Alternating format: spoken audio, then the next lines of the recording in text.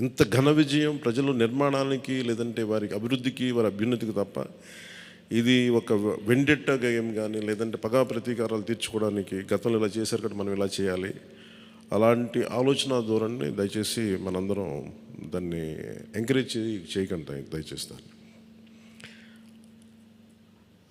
అలాగే చాలా చాలా క్షేత్రస్థాయిలో ప్రతి ఒక్కరూ అందుబాటులో ఉన్నాం నాతో సహా. ఈరోజున జాతీయ స్థాయిలో మరి మనం సాధించిన విజయాలు కూడా చెప్పుకోవాలి. చాలామంది పొలిటికల్ పార్టీ ప్రారంభించారు, మూసేశారు భారతదేశం మొత్తం మీద.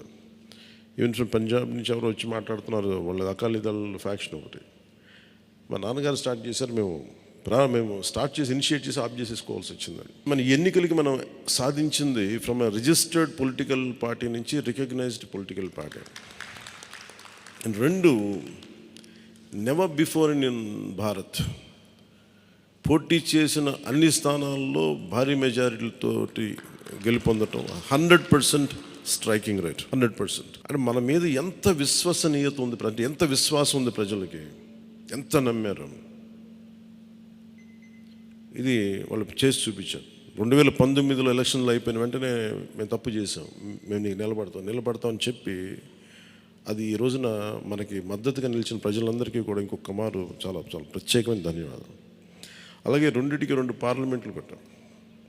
అంటే దాదాపు మీరు చూస్తే 2 పార్లమెంట్లు మనం ఇవి తీసుకుని దాదాపు ఒక 45 స్థానాల్లో మనం ప్రభావితం ఉన్నట్టు మనం ఖచ్చితంగా డైరెక్ట్గా. అలాగే మన టీడీపీ, మన ఎన్డీఏ కుటుంబంలో మిగతా పార్టీల విజయానికి కూడా మేము ఎంత బలంగా నిలబడ్డామో మీ అందరికీ తెలుస్తుంది. ఆ ఓట్ ట్రాన్స్ఫర్ ఎంత బాగా జరిగిందో.